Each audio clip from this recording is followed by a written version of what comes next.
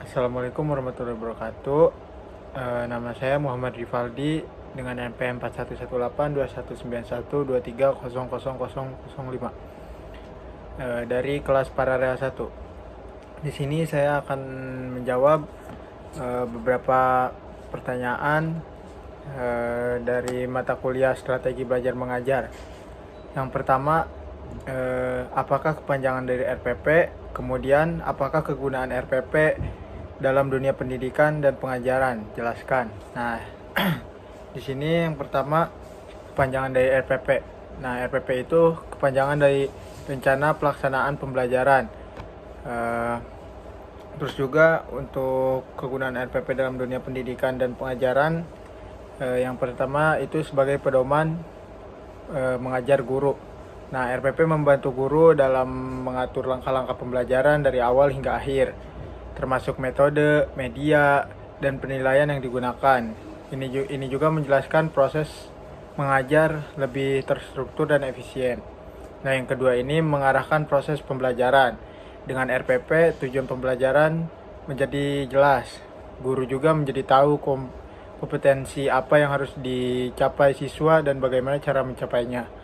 Dan untuk yang ketiga ini meningkatkan kualitas pembelajaran. Karena RPP juga memuat metode yang tepat dan disesuaikan dengan karakteristik siswa, maka proses pembelajaran bisa lebih menarik, aktif, dan bermakna.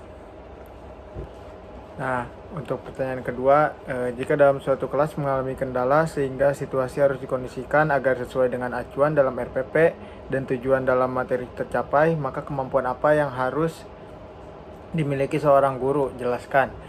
Nah, yang pertama kita sebagai guru harus memiliki kemampuan manajerial kelas.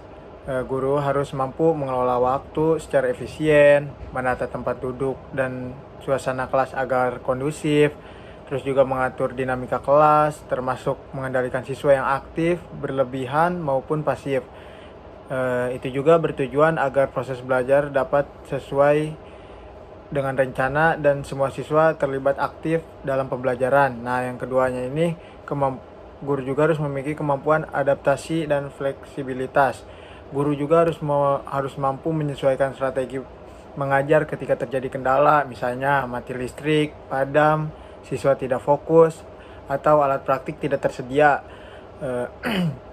Terus juga harus mengubah metode pembelajaran atau media pembelajaran secara cepat, namun tetapi sesuai dengan tujuan pembelajaran.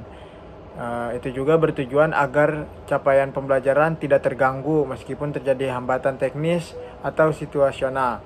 Yang ketiga juga guru harus memiliki kemampuan komunikasi yang efektif, yaitu guru harus mampu menjelaskan materi dengan bahasa yang sesuai dengan usia dan pemahaman siswa. Terus juga memberikan instruksi yang jelas, mampu memotivasi dan membangkitkan semangat siswa dalam belajar. Itu juga bertujuan agar siswa memahami materi meski kondisi kelas kurang ideal. Terus juga pertanyaan berikutnya, pertanyaan ketiga, pendekatan pembelajaran terdiri atas dua subjek yang menjadi pusatnya, dan guru dapat memilih salah satunya dalam pelaksanaan pembelajaran, yaitu pendekatan pembelajaran terdiri dari dua subjek, yaitu yang pertama pendekatan yang berpusat pada guru atau teacher center approach. Dalam pendekatan ini guru menjadi sumber utama pengetahuan. Proses pembelajaran didominasi oleh penjelasan dan arahan dari guru. Siswa cenderung pasif, lebih banyak menerima informasi, cocok untuk materi yang sifatnya faktual atau membutuhkan penjelasan langsung. Contohnya yaitu ceramah, tanya jawab, dan demonstrasi. Yang kedua ini yaitu pendekatan yang berpusat pada siswa atau student center approach. Dalam pendekatan ini siswa menjadi pusat dalam proses belajar. Guru berperan sebagai fasilitator atau pembimbing. Siswa aktif mencari, mengelola, dan membangun pengetahuan sendiri. Cocok untuk pengembangan keterampilan berpikir kritis, kolaborasi, dan kreativitas. Contoh dari metode ini yaitu diskusi kelompok, problem based learning, discovery learning, project based learning. Untuk soal yang keempat yaitu berikan dua contoh metode pembelajaran dan jelaskan pengertiannya. Nah, yang pertama ada metode diskusi. Metode diskusi ini adalah suatu cara pembelajaran di mana siswa saling bertukar pikiran, gagasan atau pendapat tentang suatu topik yang diberikan oleh guru. Dalam metode ini, guru bertindak sebagai fasilitator yang mengarahkan jalannya diskusi. Ini juga bertujuan untuk mengembangkan kemampuan berpikir kritis, meningkatkan kemampuan komunikasi dan kerjasama antar murid atau siswa, terus juga melatih siswa mengemukakan pendapat dan menghargai pendapat orang lain. Nah, yang kedua ada metode demonstrasi. Nah, untuk metode demonstrasi ini adalah cara mengajar dengan memperagakan suatu proses, langkah-langkah, atau alat secara langsung kepada siswa agar mereka memahami konsep atau keterampilan tertentu secara konkret. Nah, tujuannya dari metode demonstrasi ini yaitu mempermudah pemahaman siswa terhadap materi yang bersifat praktis atau teknis, meningkatkan daya serap siswa melalui pengamatan langsung, dan juga menumbuhkan minat belajar karena melibatkan visualisasi nyata. Untuk yang kelima, berikan penjelasan apakah yang dimaksud dengan mode pembelajaran dan berikan saja satu contoh mode pembelajaran yang kalian ketahui.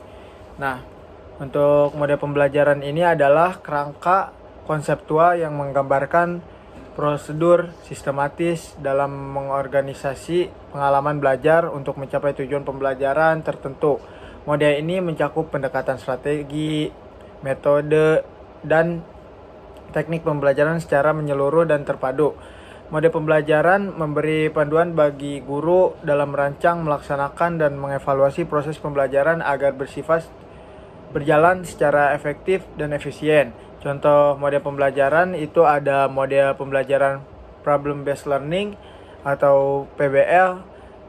Problem based learning ini adalah mode pembelajaran yang menekan pada pemberian masalah nyata sebagai stimulus belajar, di mana siswa dituntut untuk berpikir kritis, mencari informasi, dan menemukan solusi secara mandiri atau kelompok. Ciri utama dari problem based learning ini yaitu belajar dimulai dari masalah, siswa berpikir aktif dan mencari membangun pengetahuan sendiri. Nah, guru berperan sebagai fasilitator saja. Nah, untuk pertanyaan yang keenam, itu jelaskan beda antara strategi pembelajaran dan teknik pembelajaran.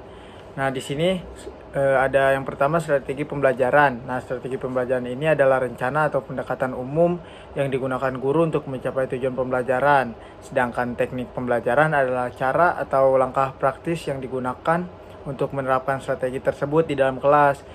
Dengan kata lain, strategi bersifat makro dan konseptual, sedangkan teknik bersifat mikro dan operasional. Keduanya saling melengkapi.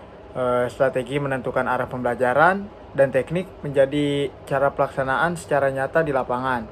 Nah, selanjutnya pertanyaan ketujuh, apa tujuan pendidikan nasional Indonesia?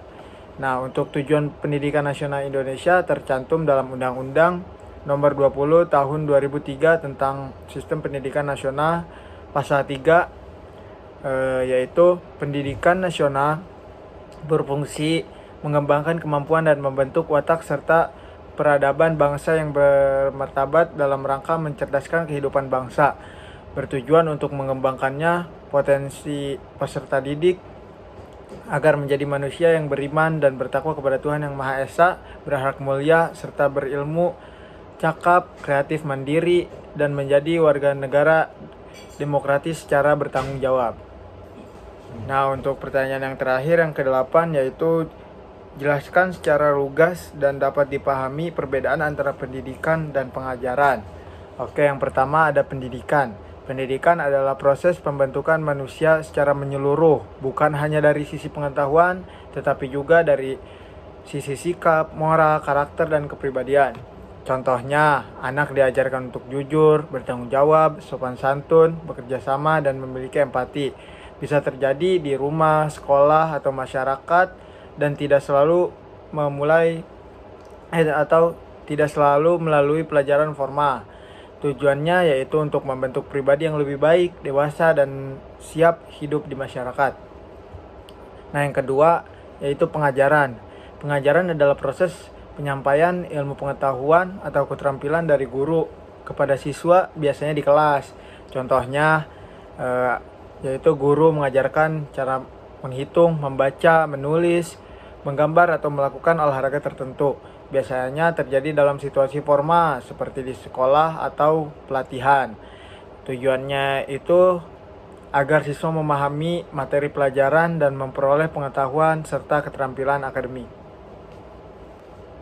Sekian dari saya, semoga jawaban-jawaban saya dapat dipahami.